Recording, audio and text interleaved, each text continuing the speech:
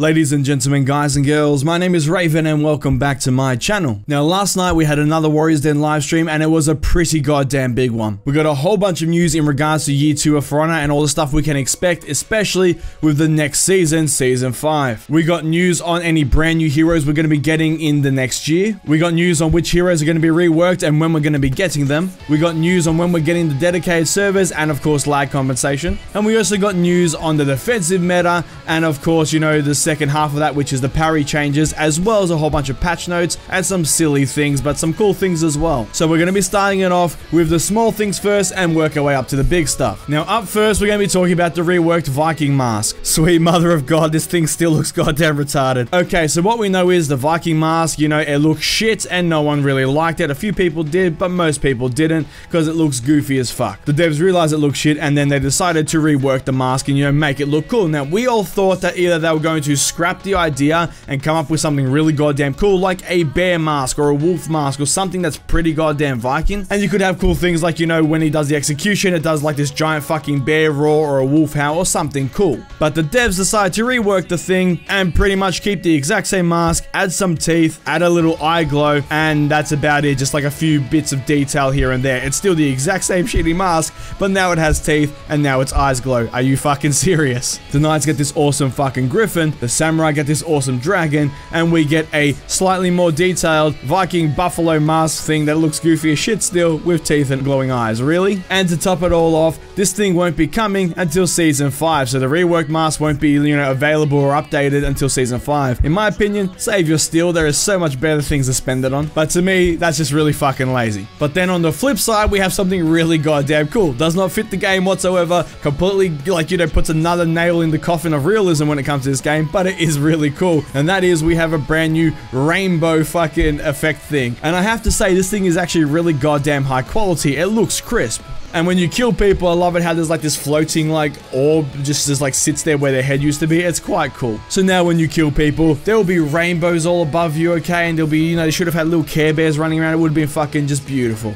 Now there is also a brand new variation to the 2v2 game modes, and that is called Dance of Death. So essentially the only way to win is to have both your opponents dead at the same time, okay? We're not talking like you have to execute them at the same time. As long as they're dead at the same time, you win. Except every single time you kill your opponent, I think after 1 or 2 seconds, he pretty much respawns, and then every time he dies, it adds another second to that timer. So people will be respawning pretty much instantly at the start, and then over time, the more that person dies, it takes a bit longer, and then it gives you a chance to kill the last guy off while his mate's dead. They're both dead at the same time, you win. And keep in mind, there are no revives in this game mode as well, so you have to wait for the natural revive timer to go off. So if you've died fucking 10 times, and you're sitting out for 15 seconds, your mate's gonna get gangbanged, he's gonna get fucked up, and then you're gonna lose. And now we start getting into the big stuff, okay? So we're going to kick it off with what's happening with Season 5, because there is a whole lot happening with Season 5. Now, first of all, Season 5 has been confirmed. People seem shocked at this. I've said in my videos many times before, I've been saying this for ages. Even other YouTubers are like, wow, there's a Season 5. Of course there's going to be a Season 5. They've said they're moving on into Year 2 of For Honor. They said they're doing it. And, you know, they said that they were committed to doing it, so why wouldn't there be a Season 5? They're not going to scrap the system. But we are getting Season 5, to the surprise of many people. And with Season 5, we are not getting any brand new heroes. Now, I do have some fears with this, that, you know, they're going to try and do the cop-out thing where they're going to have the reworked heroes as the brand new heroes and try and, you know, just get away with not releasing new heroes. New heroes are the lifeblood of this game, okay? The only time people come back to this game and, you know, try and check it out and see if it's cool or not is when a new season launches, because there's brand new heroes. Without brand new heroes, this game will die out pretty goddamn quick because people will lose interest. And reworking the old heroes doesn't count as brand new heroes. They need to bring out brand new heroes, but they did say that they will be bringing out more heroes later on. Okay, so there will be brand new heroes later on, but for Season 5, they're focusing mainly on balancing the game, which is a good thing. They said they're going to work on the game's health in Season 5. That's why we're getting a whole bunch of things like dedicated servers, defensive meta, you know, the second half of that. And of course, we're getting some reworked heroes. But after Season 5 ends, they need to bring out brand new heroes. Otherwise, we're going to have some issues. But speaking of reworked heroes, we have a shit ton coming in Season 5, which is going to make a lot of people very goddamn happy. So the heroes that are going to be reworked and are coming in Season 5, they said at the start of Season 5, we will be getting these heroes. So they're not far away. And the reworked heroes are the Berserker, the Kensei,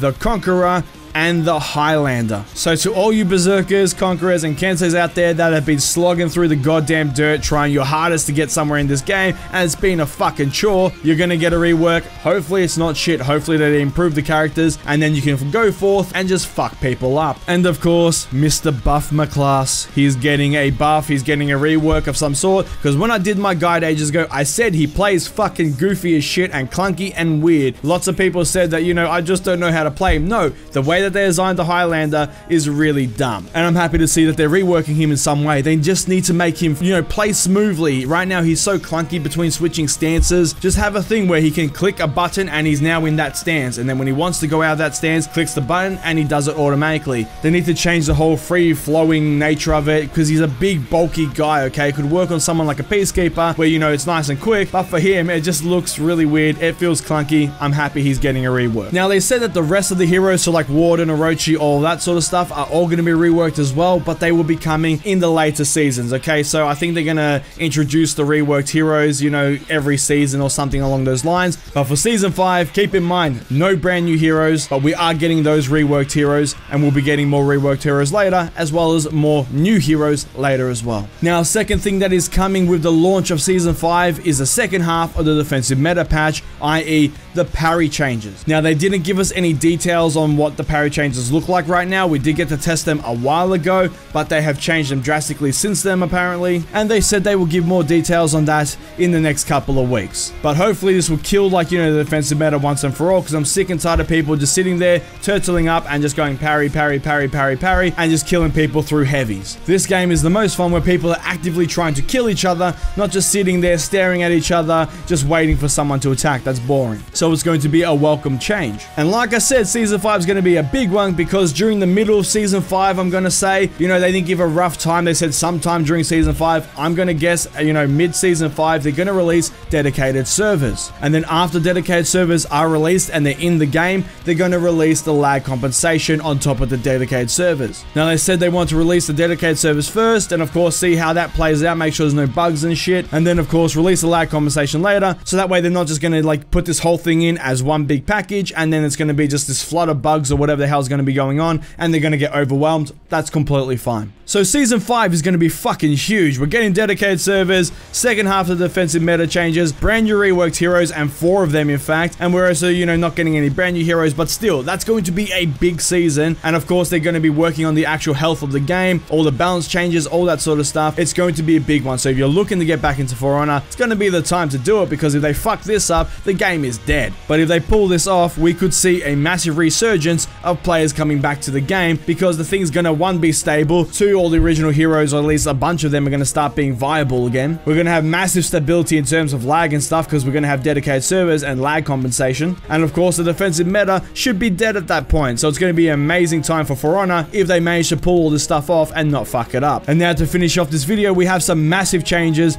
to the Shaman and the Aramusha. So once again, the Shaman is getting a round of nerfs. Rip this chick, man. So essentially, when she does her Predator's Mercy and she jumps on you, they have removed her uninterruptible stance, okay? So essentially, when she goes to jump on you, if you throw an attack out or someone does an attack and hits her, she will cancel out of her Predator's Mercy instead of just jumping through it, going, fuck you, guy, jumping on the guy and eating him. So now there is a way to stop her from jumping on you, which is pretty damn cool. And there is a second change to Predator's Mercy. So essentially what was happening before was she'd jump on you, okay, and then as that animation, as you're both getting back up, was playing through, if you had Revenge active, you could not hit Revenge, okay? You just like sort of be doing the animation, and then the rest of the team would just fuck you up. They'd be hitting you while you're on the ground and you'd die. Now, as soon as she, like, you know, jumps off you type thing, you'll be able to hit Revenge. So you'll be able to pop it straight away and people won't be able to smash you as you're getting up, which is quite cool. And on top of that, they also fixed, you know, a bunch of tracking on Predator's Mercy. They also fixed tracking on a bunch of other stuff throughout the game as well. Centurion got into some tracking fixes and all that sort of stuff. So it all should be pretty good now. If you want to dodge these moves, they said if you think you're going to dodge it, most likely you're going to dodge it now. So keep that in mind. They're not going to be, you know, just like jumping through the air and then just like tracking right onto you, landing on you, and you clearly dodge the thing, but the game said go fuck yourself.